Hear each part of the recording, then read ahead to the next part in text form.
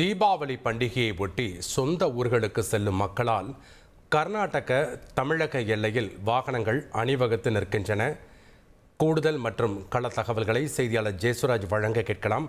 வணக்கம் ஜெயசுராஜ், அங்கே எவ்வளவு நேரமாக போக்குவரத்துகள் நெரிசல் மிகுந்து காணப்படுது? எவ்வளவு நேரம் வாகனங்கள் அணிவகுத்து நிற்கின்றன? பயணிகள் முன்வைக்கக்கூடிய கோரிக்கைகள் என? கள விவரங்கள்.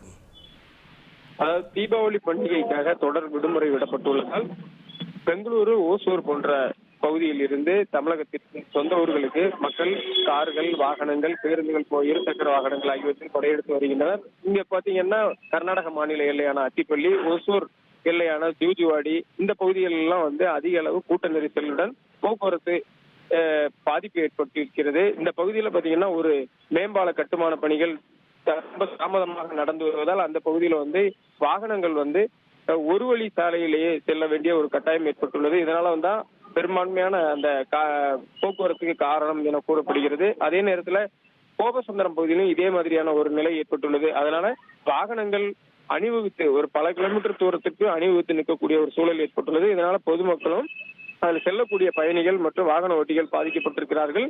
200க்கும் மேற்பட்ட போலீசார் இந்த போக்குவரத்தை சீர் செய்யும் பணிகளில் தொடர்ச்சியாக ஈடுபட்டு வராங்க.